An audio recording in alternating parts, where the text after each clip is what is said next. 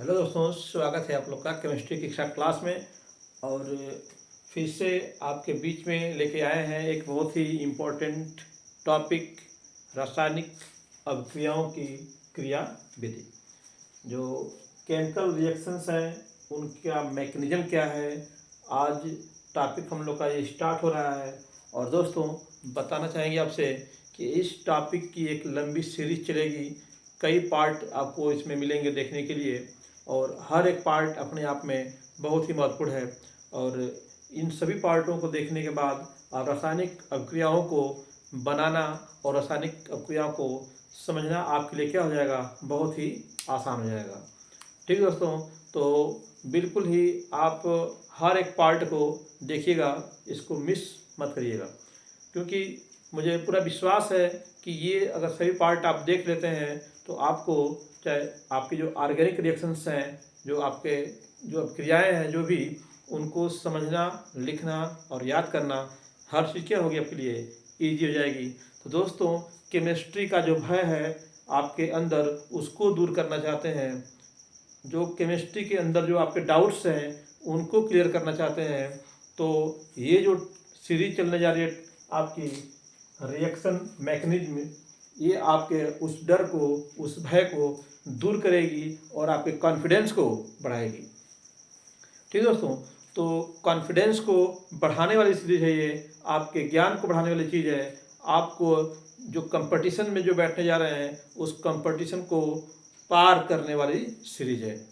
ठीक है दोस्तों, आइए शुरू करते हैं हम लोग रासायनिक अभिक्रियाओं की क्रिया विधि को। दोस्तों आप जानते ही हो, रासायनिक अभिक्रिया में दो ही चीज होती है। एक तो आपका क्या होता है, अभिकारक, है ना दोस्तों, अभिकारक। और दूसरी चीज क्या होती है, उत्पाद। ठीक है दोस्तों, एक क्या हो गया, अभिकारक हो गया, और एक क्या हो गया, उत्पाद।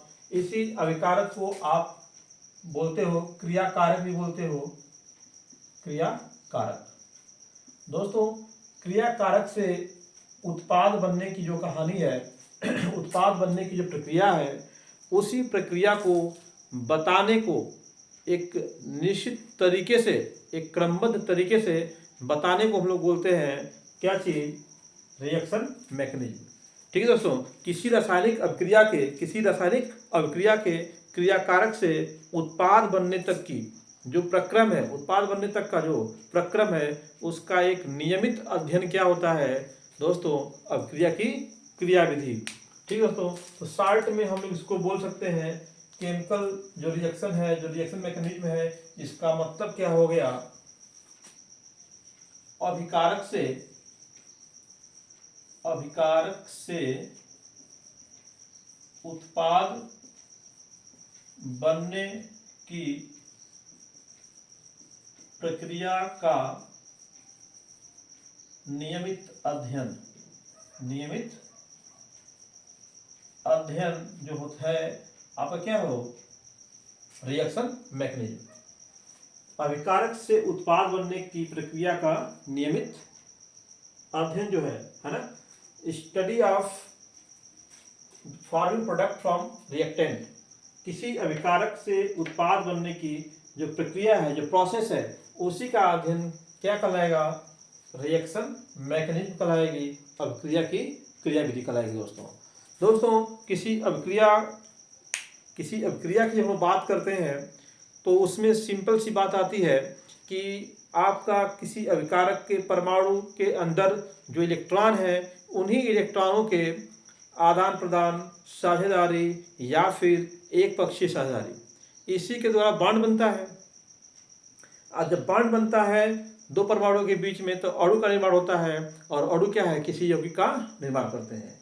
दोस्तों वही इलेक्ट्रॉन जब उस बॉन्ड से निकलते हैं, उस बॉन्ड से बाहर आते हैं किसी भी वजह से, चाहे हम बाहर से एनर्जी दिए हों या फिर किसी प्रकार का आपका जो आयनिक या फिर परमाणुवी या फिर आणविक किसी प्रकार का अगर कोई बल कार्य किया हो, तो उसके वजह से वो इलेक्ट्रॉन क्या होते हैं, वहाँ से अपने स्थान से हटते हैं, जिसके वजह से आपका नया बॉन्ड फॉर्म होता है और नए कंपाउंड बनते हैं।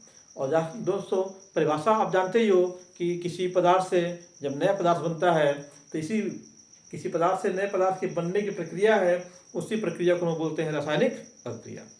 ठीक है दोस्तों, तो सिंपल सी बात समझ में आ रही है कि हम लोग यहाँ पे जो टॉपिक शुरू किए रासायनिक अभिक्रियाओं की क्रियाविधि, उसका बेस क्या है? इलेक्ट्रॉन।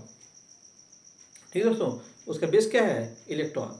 किसी भी कंपाउंड के फॉर्मेशन का आधार क्या है? इलेक्ट्रॉन है। तो इसीलिए कहते हैं हम लोग कि electron is the base of reactions, electron is the base of reaction and electron is the key of chemistry.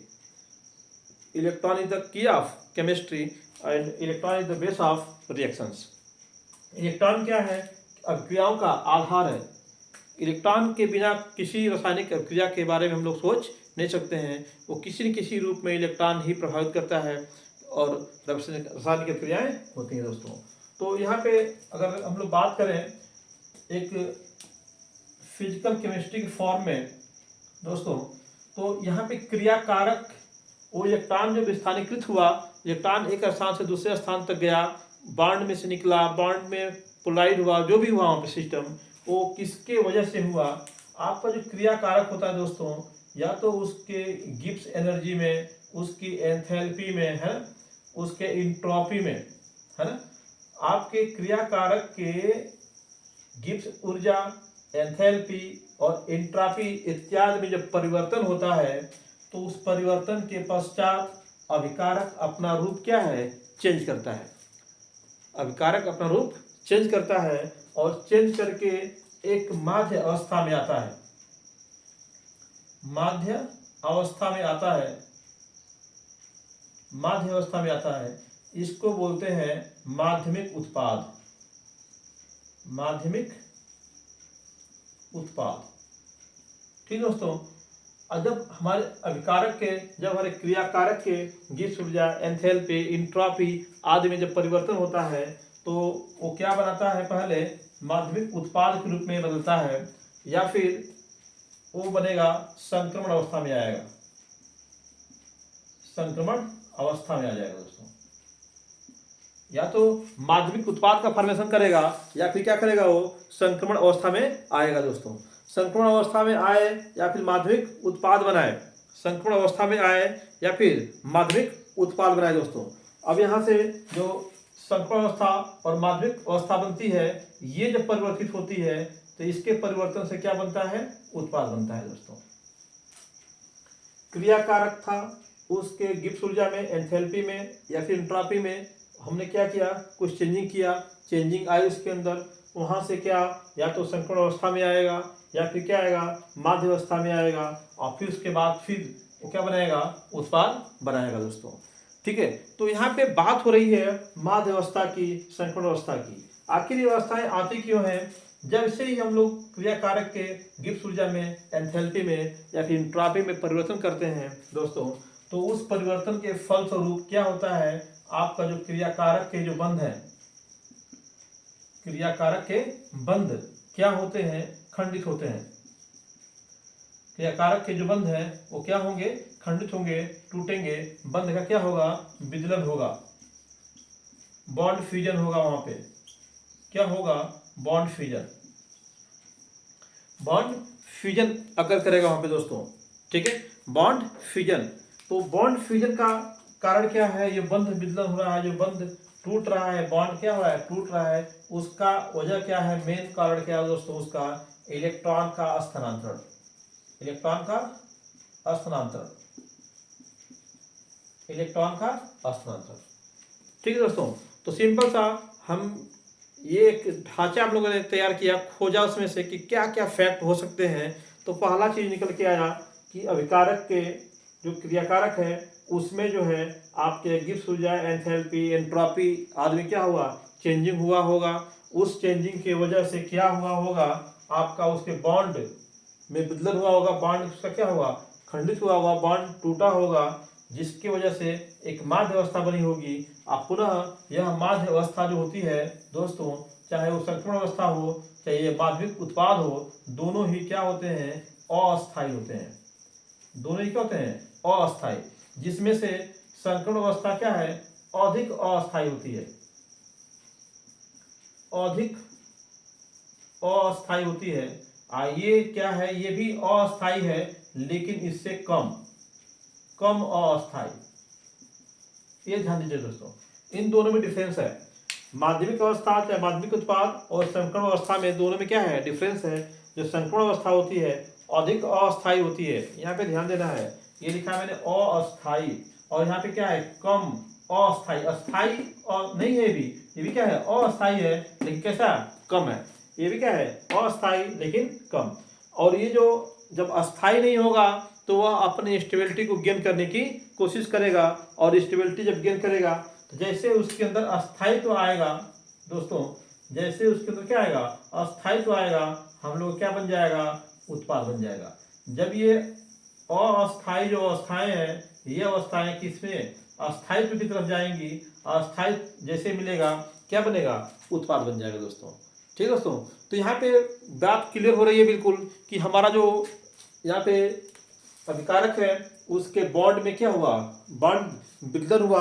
अब बॉन्ड विदलन के कारण क्या हुआ, आपका माध्यमिक या फिर संक्रमण अवस्था आई, और संक्रमण अवस्था जब अस्थायित्व की ओर बढ़ी दोस्तों तो क्या हो गया, उत्पाद का फॉर्मेशन हो गया दोस्तों।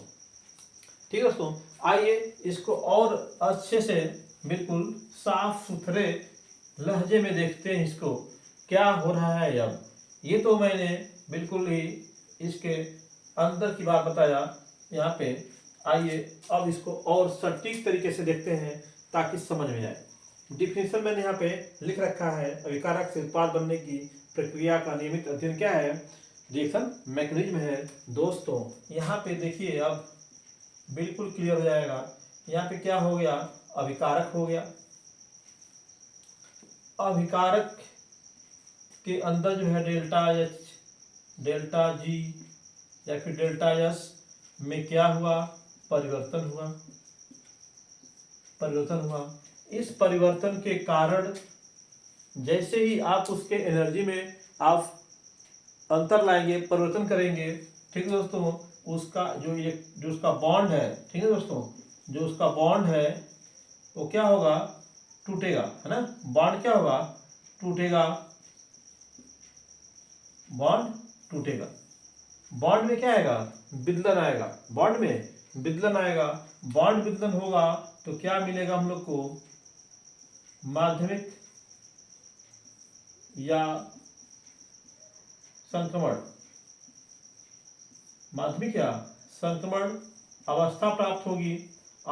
ये जब अस्थायित्व की तरफ जाएंगे, है ना, जब ये अस्थायित्व की तरफ बढ़ेंगे तो क्या मिल जाएगा, उत्पाद मिल जाएगा, उत्पाद। तो इस प्रकार से हमारा अभिकारक से उत्पाद बनने का प्रोसेस ये है दोस्तों। ठीक है दोस्तों, अब यहाँ पे जैसे ही इसमें हम लोग परिवर्तन करेंगे इन चीजों में, क्या होगा, इलेक्ट्रॉन जो है उसके अंदर का जो इलेक्ट्रॉन है, ठीक है दोस्तों, इलेक्ट्रॉन क्या होगा, अपने जगह से हटेगा। हमारा जो इलेक्ट्रॉन है वो क्या होगा, उसका विस्थापन होगा दोस्तों। इलेक्ट्रॉन का क्या होगा, विस्थापन होगा, इलेक्ट्रॉन का विस्थापन। ठीक है दोस्तों, इलेक्ट्रॉन का विस्थापन। इसी इलेक्ट्रॉन के विस्थापन की वजह से क्या हो रहा है, बॉन्ड टूट रहा है। इसी इलेक्ट्रॉन के विस्थापन की वजह से क्या है, बॉन्ड टूट रहा है और माध्यमिक या फिर संक्रमण अवस्था बन रही है। और फिर से यहाँ पे अस्थायित्व कैसे बन रहा है, जो आपका बॉन्ड टूटा था, नए बंध का निर्माण हुआ, नए बंध का निर्माण। नए बंध के निर्माण से हमें क्या मिल रहा है, अस्थायित्व मिल रहा है। नए बंध के निर्माण से क्या मिल रहा है, अस्थायित्व, और इस अस्थायित्व के बाद क्या मिल रहा है हम लोग को, उत्पाद मिल रहा है दोस्तों। ठीक है दोस्तों, तो ये बिल्कुल ही एक लाइन में एक समीकरण के रूप में आप इसको समझ सकते हैं बहुत ही आसान तरीके से। अभिकारक के एनर्जी में आपने चेंजिंग लाया, चेंजिंग लाने की वजह से इलेक्ट्रॉन का क्या हुआ, इलेक्ट्रॉन का विस्थापन हुआ। विस्थापन से क्या हुआ, बॉन्ड टूटा। बॉन्ड के टूटने से के बाद क्या हुआ, माध्यमिक या संक्रमण अवस्था आई। माध्यमिक या संक्रमण अवस्था में ही क्या हुआ, नए बॉन्ड का फॉर्मेशन हुआ, और नए बॉन्ड के फॉर्मेशन से अस्थायित्व आया, और उसके अस्थायित्व के कारण क्या है, हमें उत्पाद की प्राप्ति हुई दोस्तों। तो ये है, बस ये रिएक्शन हम लोग का है, ऐसे ही हो रहा है रिएक्शन हम लोग का। अब हम लोग को क्या है, इसी रिएक्शन की मैकेनिज्म देखनी है कि ये जो प्रोसेस मैंने बिल्कुल लिख के दिखा दिया, क्या ये प्रोसेस इतना आसान है? क्या इसको समझना इतना आसान है? क्या इसमें बस इतनी चीजें आ रही हैं? नहीं दोस्तों, इसके अंदर बहुत सी बातें क्या है, छुपी हुई हैं। अलग अलग रिएक्शन है, अलग अलग प्रकार के प्रभाव हैं, अलग अलग प्रकार से बॉन्ड का टूटना है, अलग अलग प्रकार से उसको एनर्जी मिलनी है, अलग अलग बॉन्ड टूटने के कारण बनने वाले हैं। तो हम लोग उन्हीं कारणों की खोज कर रहे हैं, उन्हीं कारणों को पढ़ने जा रहे हैं, उन्हीं कारणों को समझने जा रहे हैं। कौन से रीजन है जिसकी वजह से इलेक्ट्रॉन का विस्थापन हो रहा है? ठीक है दोस्तों, तो आइए सबसे पहली बात हम लोग जो यहाँ निकल के आई है, बॉन्ड का टूटना। जाहिर सी बात है, एनर्जी तो हमें देनी ही देनी है बॉन्ड तोड़ने के लिए, चाहे वो एनर्जी किसी रूप में दें, किसी तरीके से दें, जैसे दें उसको। ठीक है दोस्तों, तो जो बॉन्ड टूटना है, बॉन्ड फ्यूजन है, बंध का विखंडन, बंध का जो विखंडन है दोस्तों, वो कितने प्रकार का हो सकता है? बंध का विखंडन का मतलब पहले समझ लें। बंध विखंडन का मतलब इलेक्ट्रॉन का विस्थापन, इलेक्ट्रॉन का विस्थापन। सिंपल सा दोस्तों, नथिंग एल्स, बिल्कुल आसान। बंध का विखंडन का अर्थ होता है इलेक्ट्रॉन का विस्थापन। अगर दो परमाणुओं के बीच में बॉन्ड बना है दोस्तों, तो क्यों बना है? दो परमाणुओं के बीच में जो बॉन्ड बना है वो इलेक्ट्रॉनों के कारण ही बना हुआ है। उन दोनों के बीच में इलेक्ट्रॉन आए हैं, चाहे वो साझेक इलेक्ट्रॉन हो, इलेक्ट्रॉनों के आदान प्रदान से हुए हो, बॉन्ड बना हो, या फिर एक पक्षी साझारे से बना हो, है ना दोस्तों, किसी भी प्रकार से बना हो, बॉन्ड में होता क्या है? इलेक्ट्रॉन। और अगर बॉन्ड टूट रहा है, इसका मतलब इलेक्ट्रॉन क्या वहां से हट रहे हैं, इलेक्ट्रॉन वहां से हट रहे हैं, इलेक्ट्रॉनों का क्या हो रहा है? विस्थापन हो रहा है। तो आइए दोस्तों देखते हैं इलेक्ट्रॉनों का विस्थापन कितने तरीके से हो सकता है, या फिर हम कहें कि बंध का विखंडन कितने प्रकार से हो सकता है। बंध का विखंडन दोस्तों मुख्य रूप से दो प्रकार से हो सकता है। बंध का विखंडन दो प्रकार से हो सकता है, या फिर यहां से बात करोगे तो यहां से भी वही बात निकल के आएगी। इलेक्ट्रॉनों का विस्थापन जो है दो तरीके से हो सकता है। इलेक्ट्रॉनों का जो विस्थापन है, या तो समान रूप से हो, समान रूप से हो रहा हो, या फिर क्या है, असमान रूप से हो रहा हो। समान रूप से या फिर असमान रूप से। इलेक्ट्रॉनों का विस्थापन कहां पे देख रहे हो दोस्तों? ये कहां पे देखा जा रहा है विस्थापन? किसी बंध में देखा जा रहा है, किसी बंध में, किसी सहसंयोजक बंध की बात करें हम लोग। सहसंयोजक बंध में, कौन सा बंध है? सहसंयोजक बंध है। उसमें हम लोग देख रहे हैं इलेक्ट्रॉनों का विस्थापन किस तरीके से हो सकता है। समान रूप से हो सकता है और असमान रूप से हो सकता है। ठीक है, अगर इलेक्ट्रॉनों का विस्थापन समान रूप से हो रहा है, इसका मतलब कि अगर आपके दो परमाणु ए और बी आपस में मिल करके क्या बनाए हैं? बॉन्ड बनाए हैं। तो अगर एक इलेक्ट्रॉन ए ने ले लिया और एक इलेक्ट्रॉन बी ने, माने ए ने अपना इलेक्ट्रॉन ले लिया, है ना दोस्तों, ए ने क्या किया? अपना इलेक्ट्रॉन ले लिया, अपना इलेक्ट्रॉन ले लिया, और बी ने क्या किया? अपना इलेक्ट्रॉन ले लिया।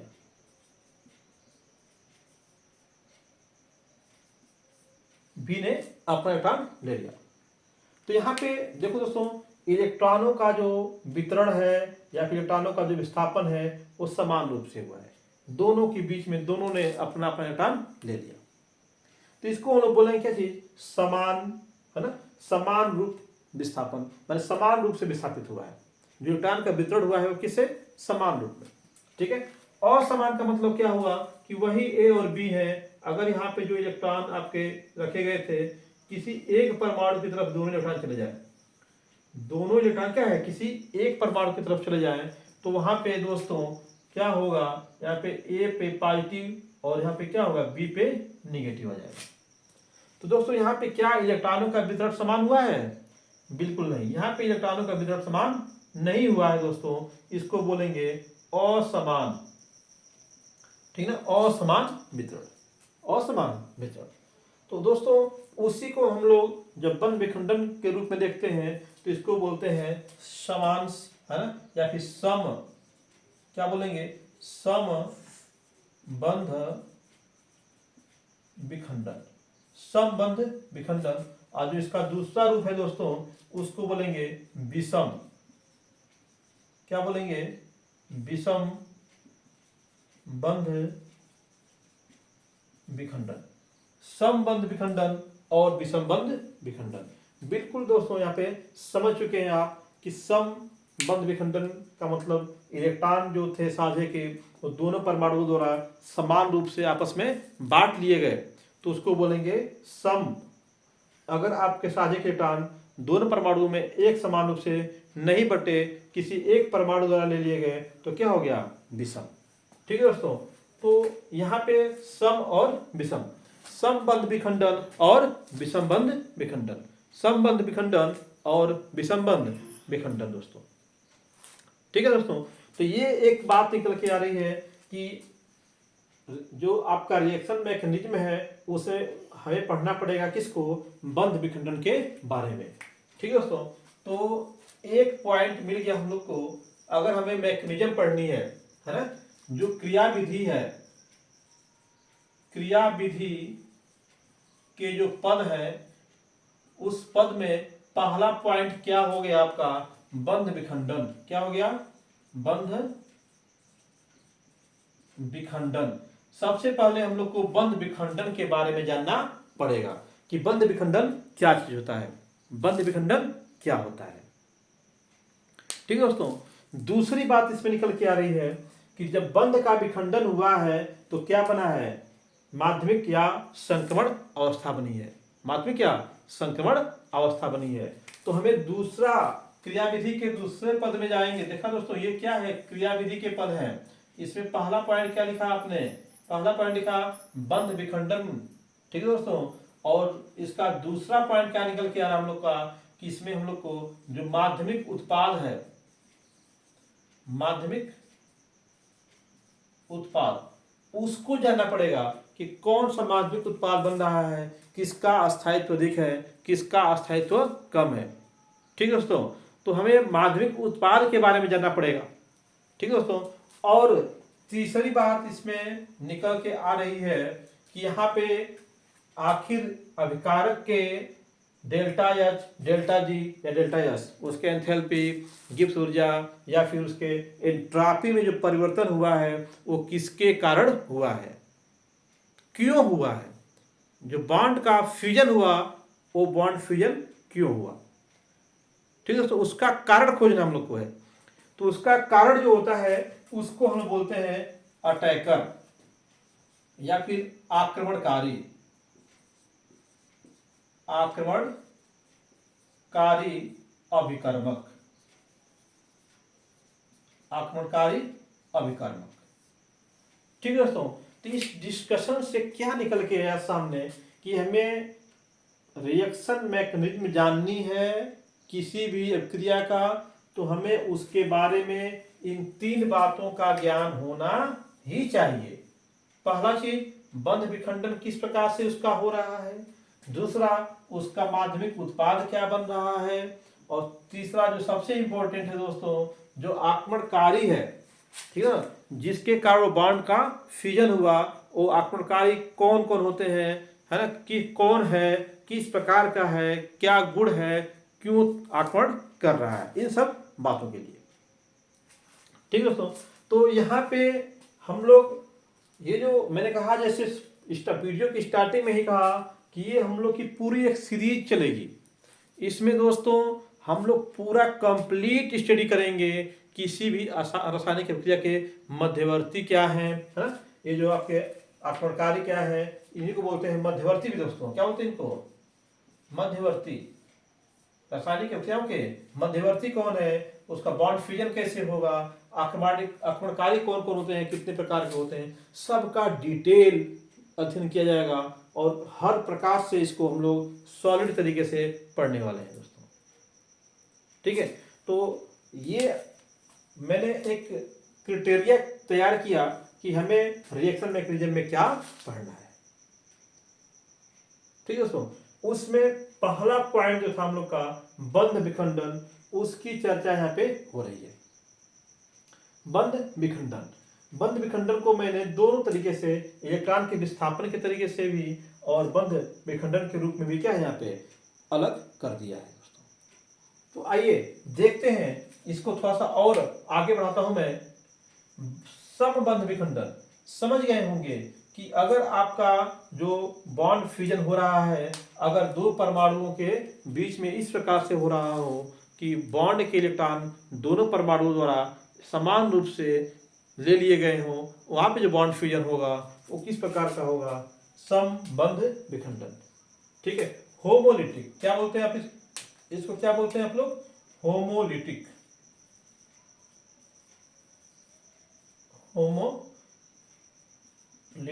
Bond fusion, homolytic bond fusion. और यहां पे क्या है, विषम बंध विखंडन है, इसको क्या बोलते हो आप लोग, हेट्रोलिटिक, हेट्रोलिटिक बॉन्ड फ्यूजन। ठीक है दोस्तों, आइए थोड़ा सा और आगे चलते हम लोग। समबंध विखंडन का मतलब क्या हो गया कि अगर परमाणु क्या है, एक सभी परमाणुओं के जो इलेक्ट्रॉन है, बंध का इलेक्ट्रॉन है, सभी परमाणुओं के पास समान रूप से क्या हो गया, वितरित हो गया दोस्तों।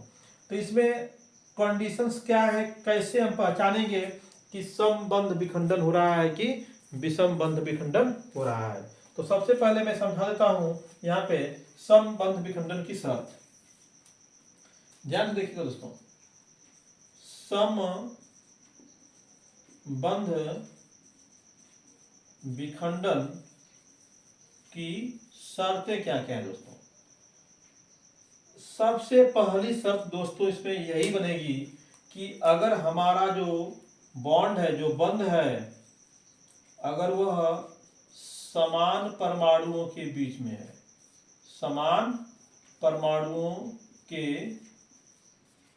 बीच में हो, यानी कि जिनकी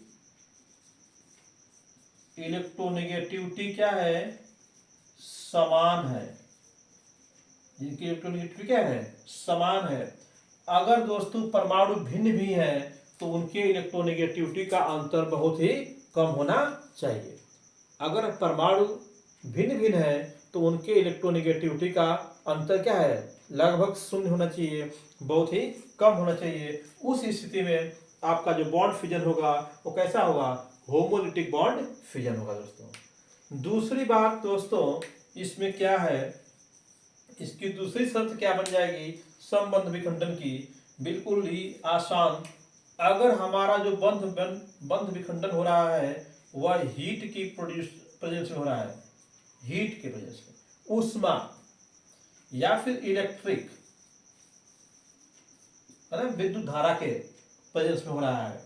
ठीक है समझे दोस्तों, हीट के प्रेजेंस में हो रहा हो, इलेक्ट्रिक प्रेजेंस में हो रहा हो, इलेक्ट्रिक के प्रेजेंस में, या फिर लाइट, सूर्य का प्रकाश, सूर्य के प्रकाश के प्रेजेंस में हो रहा हो, या फिर परऑक्साइड के प्रेजेंस में हो रहा हो, परऑक्साइड के प्रेजेंस में हो रहा हो। ठीक है, अगर इन लोगों के प्रेजेंस में हो रहा है हमारा जो बॉन्ड फ्यूजन हो रहा है, ठीक है, परमाणु कैसे हैं, समान है, या फिर उनके बीच का इलेक्ट्रोनेगेटिविटी का डिफरेंस क्या है, बहुत कम है, तो वहाँ हमेशा ये क्या होता है, सम है, समान बोल सकते हैं इसको, समान या फिर समबंध विदलन होगा, समबंध विदलन होगा दोस्तों। ठीक है दोस्तों, और तीसरी बात इसमें क्या होगी, तीसरी बात इसमें अगर आपका समबंध विखंडन हो रहा है तो उसमें हमेशा क्या होता है, मुक्त मूलक का निर्माण होता है, मुक्त मूलक जिसे बोलते हो फ्री रेडिकल, फ्री रेडिकल का निर्माण होगा, फ्री रेडिकल का निर्माण होगा दोस्तों। ठीक है दोस्तों, मुक्त मूलक या फ्री रेडिकल का निर्माण होगा। जैसे देखो दोस्तों, यहाँ पे ए और ए के बीच में, यहाँ पे इलेक्ट्रॉन बीच में है, एक इलेक्ट्रॉन इसने लिया और दूसरा किसने लिया, इसने लिया, और बन जाएगा ए के ऊपर एक इलेक्ट्रॉन और प्लस यहाँ पे क्या है, दूसरे ए के ऊपर भी क्या है, एक इलेक्ट्रॉन। मुक्त मूलक जानते हैं दोस्तों, ये ऐसे परमाणु जिनके ऊपर एक अयुग्मित इलेक्ट्रॉन होता है, ऐसे परमाणु जिनके पास क्या है, एक अयुग्मित इलेक्ट्रॉन होता है, उसे आप बोलते हो मुक्त मूलक। तो दोस्तों याद रखिएगा, बहुत ही इजी तरीके से समझ सकते हैं। समबंध विखंडन की शर्तें क्या है, बंध क्या है, समान परमाणु के बीच में होना चाहिए, या फिर अलग है तो उनका इलेक्ट्रोनेगेटिविटी क्या है, लगभग समान हो, तो ऐसा। या फिर आपका जो रिएक्शन हो रहा है वो किसके प्रेजेंस में, हीट के प्रेजेंस में, इलेक्ट्रिक के प्रेजेंस में, लाइट के प्रेजेंस में, या फिर आपका पेरोक्साइड के प्रेजेंस में होना चाहिए। तो देखो दोस्तों, यहाँ पे H हो गया, यहाँ से E चुरा लो, यहाँ से L चुरा लो, यहाँ से P चुरा लो, क्या बन जाएगा, H यहाँ से आया, E यहाँ से आया, और फिर क्या आया, L आया, ये क्या हो गया P, तो क्या बन गया, हेल्प। ठीक है, तो ये है समबंध विखंडन की हेल्पलाइन। समबंध विखंडन की हेल्पलाइन है दोस्तों, बिल्कुल आप हेल्प याद रखो। ठीक है दोस्तों, हीट की प्रेजेंस में, इलेक्ट्रिक के प्रेजेंस में, लाइट के प्रेजेंस में, या फिर पेरोक्साइड के प्रेजेंस में अगर कोई रिएक्शन हो रहा है तो वहां पे क्या है, समबंध विखंडन होगा, जबकि जो बॉन्डेड एटम्स हैं उनकी इलेक्ट्रोनेगेटिविटी का डिफरेंस या तो जीरो हो या फिर बहुत कम हो। ठीक है, ये कंडीशंस अगर है, हेल्प अगर वहाँ पे है, ठीक है, तो वहाँ पे क्या होगा, जानते हो, हेल्प, पुलिस आती है, हेल्प करती है आपकी। अगर कोई बंटवारा हो रहा है, वहाँ पे क्या है, गड़बड़ बंटवारा हो रहा है, तो कोई ना कोई हेल्प करने के लिए आता है और आपका बंटवारा क्या करता है, सही बराबर कर देता है। तो वही हेल्प है दोस्तों। अगर ये लोग आ गए तो क्या करेंगे, हेल्प करेंगे, कोई भी परमाणु किसी भी अदर परमाणु का इलेक्ट्रॉन लेने नहीं पाएगा, जिसका जो इलेक्ट्रॉन है वो अपना इलेक्ट्रॉन लेकर के वापस जाएगा। ठीक है दोस्तों, तो इस प्रकार से बंध विदलन होगा और आपका जो है इसमें फ्री रेडिकल का निर्माण होगा। ठीक है दोस्तों, तो ये आपका किसके लिए था, सम जो बंध विखंडन है उसके लिए, कंडीशन से याद रखिएगा। अब आइए हम लोग चलते हैं विषम बंध विखंडन की ओर। विषम बंध विखंडन कब होगा दोस्तों, इसकी शर्तें क्या हैं, विषम बंध विखंडन की शर्त क्या है, इसकी शर्तें क्या है, कब होगा विषम बंध विखंडन। तो इसकी दो शर्तें हैं दोस्तों। पहली शर्त हम लोग कहेंगे कि यह कैसा, ध्रुवी माध्यम में हो। कैसे हो, ध्रुवी माध्यम में। अगर हमारे जो बॉन्ड फ्यूजन हो रहा है, जो बॉन्ड फ्यूजन में जो क्रिया हो रही है वो कैसे, ध्रुवी माध्यम में अगर हो रही है। ध्रुवी माध्यम समझते हैं दोस्तों, जिसमें आपका दोनों जो, जिसमें क्या है, आयन सोचे जैसे समझिए, या फिर जिसके बॉन्ड का इलेक्ट्रॉन किसी एक परमाणु द्वारा क्या हो, अट्रैक्ट कर लिया गया हो, खींच लिया गया हो, तो हाँ उस मीडियम को बोलते हैं क्या चीज, लोग ध्रुवी माध्यम बोलते हैं। ठीक है दोस्तों, तो ध्रुवी माध्यम में हो रहा हो, ध्रुवी माध्यम में अगर बॉन्ड फ्यूजन हो रहा है तो वहाँ कैसा होगा, विषम बंध विखंडन होगा। और दूसरी शर्त इसकी क्या हो जाएगी दोस्तों, दूसरी शर्त इसकी क्या हो जाएगी, आपका जो बॉन्ड है ना, वो भिन्न परमाणुओं के बीच में है ना, साफ साफ लिखता हूं, जो बंध है वो क्या है, भिन्न परमाणुओं के बीच में, भिन्न परमाणुओं के बीच हो, भिन्न परमाणुओं के बीच हो। जैसे यहाँ पे अगर मान लो कि अगर आपका एक ए है, एक क्या है, बी है, तो यहाँ पे रखा हुआ इलेक्ट्रॉन किसी एक परमाणु द्वारा क्या किया जाएगा, अपनी ओर अट्रैक्ट कर लिया जाएगा, जिसकी वजह से यहाँ पे समान वितरण नहीं हुआ, इलेक्ट्रॉनों का क्या हो गया, असमान वितरण हो गया, असमान वितरण हो गया, असमान वितरण। और जब असमान वितरण होगा दोस्तों तो क्या होगा, वो विषम बंध विखंडन होगा, विषम बंध विखंडन होगा। ठीक है दोस्तों, अब इसमें क्या बनेंगे, आयंस फॉर्म होंगे, इसमें क्या बनेंगे, आयन बनेंगे, क्या बनेंगे इसमें, आयन, आयन बनेंगे इसमें। जब आपका विषम बंध विखंडन होगा तो उसे क्या बनेंगे, आयन बनेंगे दोस्तों। ठीक है दोस्तों, तो इसमें जो आपका निकल के आया पहला पॉइंट हम लोग का बंध विखंडन, उसको यहाँ पे क्लियर किया आपने, बंध विखंडन को क्लियर किया आपने। अब ये बंध विखंडन जो हो गया किसके कारण हुआ, इलेक्ट्रॉनों के स्थानांतरण कारण हुआ दोस्तों, इलेक्ट्रॉनों के स्थानांतरण के कारण। तो जो इलेक्ट्रॉनों का स्थानांतरण होता है दोस्तों, इलेक्ट्रॉनों का स्थानांतरण वो दो प्रकार से आता है, अस्थायी रूप से होता है, एक क्या होता है, अस्थायी रूप से होता है। ठीक है दोस्तों, तो जिसके कारण हम लोग का उसमें electromeric effect, inductive effect, mesomeric effect है ना, आपका जो नाद है रेजोनेंस, ठीक है, रेजोनेंस, या फिर आपका जो अति अति संयुग्मन है, ठीक है, ये सब चीज़ें क्या उसमें निकल के आती हैं, जिसकी चर्चा हम लोग नेक्स्ट पार्ट में करने वाले हैं। ठीक है दोस्तों, तो आज का जो वीडियो है बस इतना ही, और इसी प्रकार से बने रहिए और अगले वीडियो में, क्योंकि अगला वीडियो इससे भी इम्पोर्टेंट आपको होने वाला है। अगले वीडियो में इससे भी अच्छी बातें आपको मिलने वाली हैं। अगर ये वीडियो आपको पसंद आया हो, अगर आपको कुछ इसमें से ज्ञान मिला हो, आपको अच्छा लगा हो, तो आपको पता है क्या करना है क्या करना है, मुझे कहने की जरूरत नहीं है दोस्तों। तो धन्यवाद दोस्तों, आज के लिए फिर मिलते हैं इसके नेक्स्ट पार्ट में, है ना, रिएक्शन मैकेनिज्म का अगले पार्ट में। ये पहला पार्ट था। थैंक यू दोस्तों।